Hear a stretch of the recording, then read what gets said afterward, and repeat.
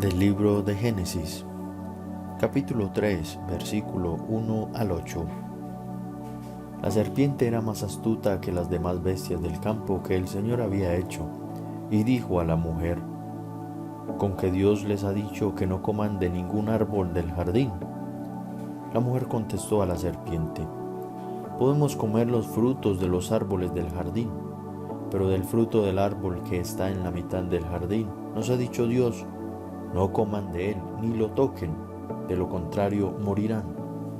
La serpiente replicó a la mujer: no morirán. Es que Dios sabe que el día en que coman él, se les abrirán los ojos y serán como Dios en el conocimiento del bien y del mal. Entonces la mujer se dio cuenta de que el árbol era bueno de comer, atrayente a los ojos y deseable para lograr inteligencia. Así que tomó de su fruto y comió. Luego se lo dio a su marido, que también comió. Se les abrieron los ojos a los dos y descubrieron que estaban desnudos, y entrelazaron hojas de higuera y se las ciñeron.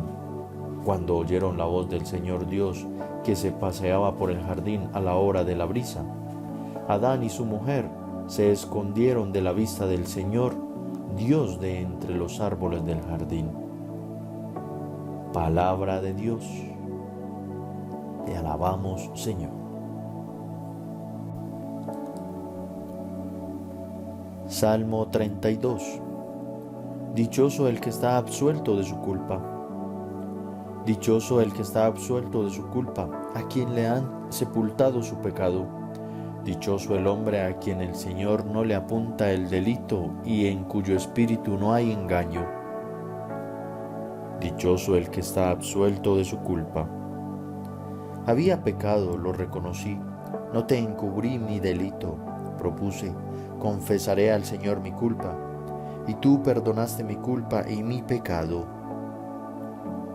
Dichoso el que está absuelto de su culpa.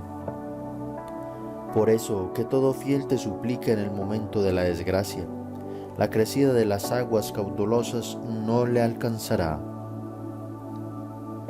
Dichoso el que está absuelto de su culpa. Tú eres mi refugio, me libras del peligro, me rodeas de cantos de liberación. Dichoso el que está absuelto de su culpa.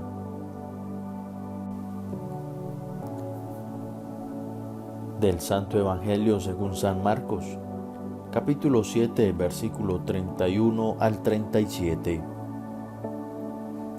En aquel tiempo, dejando Jesús el territorio de Tiro, pasó por Sidón, camino del mar de Galilea, atravesando la Decápolis, y le presentaron un sordo, que además apenas podía hablar, y le piden que le imponga la mano.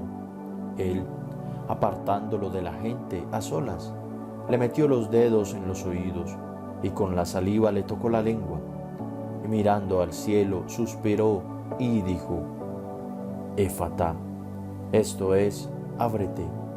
Y al momento se le abrieron los oídos, se le soltó la traba de la lengua y hablaba correctamente. Él les mandó que no le dijeran a nadie, pero cuanto más se lo mandaban, con más insistencia proclamaban ellos, y en el colmo del asombro decían: todo lo ha hecho bien, hace oír a los sordos y hablar a los mudos. Palabra del Señor. Gloria a ti, Señor Jesús. Muy buenos días. Espero que hayan amanecido muy bien de la mano del Señor, que hayan comenzado un día maravilloso. Ya hoy viernes, ya viene el fin de semana, que van a poder descansar y también entregar al Señor todo el esfuerzo de esta semana y todo lo que hicieron. Y hoy meditamos en el libro del Génesis y en el Evangelio de San Marcos.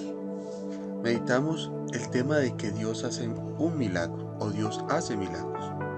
Ayer teníamos la fiesta de la Virgen de Lourdes, y en lo hermoso del tema de la Virgen de Lourdes es que nos presenta de alguna otra manera que hay un Dios que tiene poder y quiere sanarnos, y por eso a través de ese agua allí en Lourdes, entonces la Madre de mi Señor decide que Jesús obre allí con sus milagros, que traiga la salud al mundo y que a través de esa salud al mundo la gente vuelva a creer.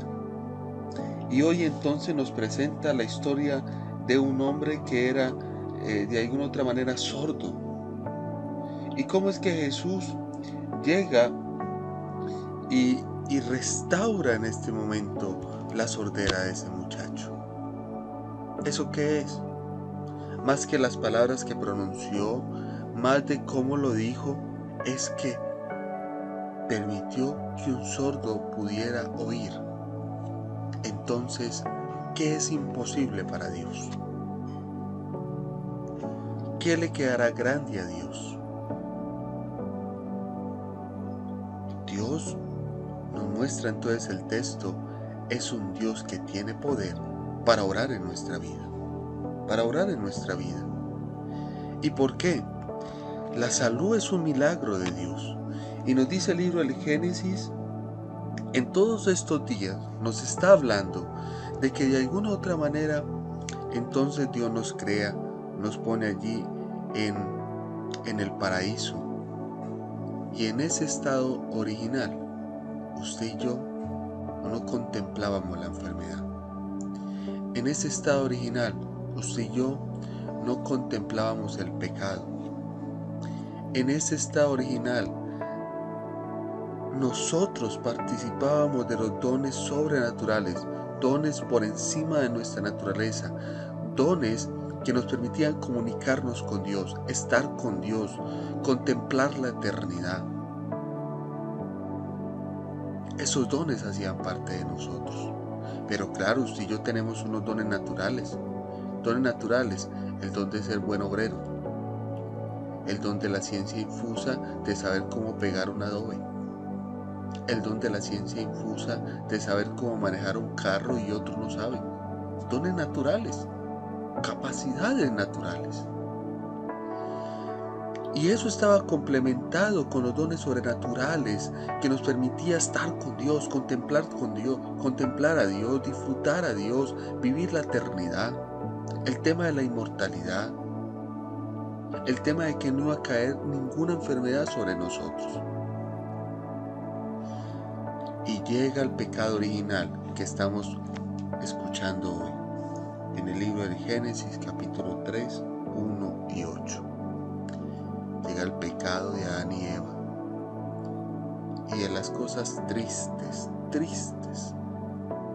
de ese pecado. Por eso es que antes del pecado llega y dice que Dios estaba con Adán y Eva. Y Dios estaba paseando. Tú te imaginas en el patio de tu casa, en la sala de tu casa, en el comedor, donde estás en este momento, que Dios estaba caminando físicamente allí. Eso es del jardín del Edén. Eso hacía parte con nosotros. Pero llega el pecado original y el pecado original nos impide volver a caminar con Dios. El pecado original nos impide que Dios esté a nuestro lado. El pecado original nos trae la muerte, nos trae la enfermedad, nos quita el tema de la economía. Por eso es que dice con el sudor de tu frente, porque antes Dios se lo daba todo al hombre.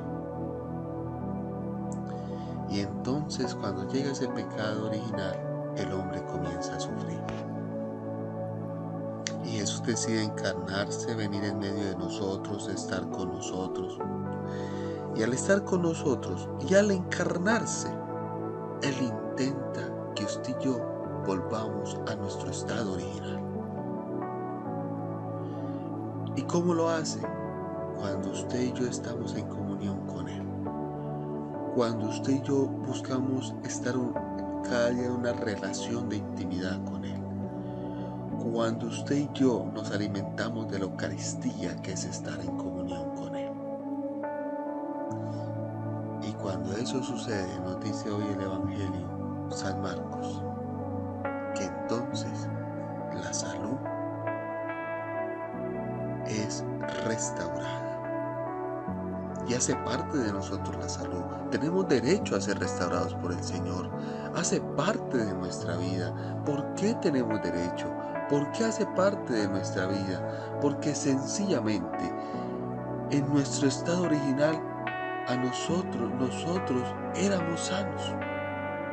De allí que el hombre cree en la sanación, de allí que el hombre cree en los milagros, de allí que el hombre está llamado a creer que Dios restaura su vida, porque hace parte de su vida.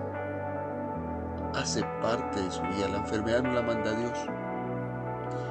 De allí que bueno que hoy, en este día, recordemos primero que en nuestro estado original no se concebía la enfermedad, que en nuestro estado original no se concebía el pecado, no se concebía la tristeza, no se concebía la muerte. Segundo, que por el pecado original perdimos todas estas cosas. Tercero, cuando yo acepto a Jesús en mi vida, Jesús me vuelve al estado original. Cuando yo lo acepto, yo lo acojo, yo deseo que esté conmigo, Jesús me vuelve al estado original. Por lo tanto, entonces, tengo derecho a los milagros de Dios. Pero para eso, tengo que aceptar a Jesús. Tengo que creer en un Jesús que tiene poder para sanarme. Dios lo bendiga pues en este día y que la Virgen María me lo guarde y me lo acompañe. Te invitamos para que te suscribas a nuestro canal de Facebook y YouTube, le des like, nos dejes un comentario y compartas con otro la experiencia del Evangelio para que cambies y transformes otra vida.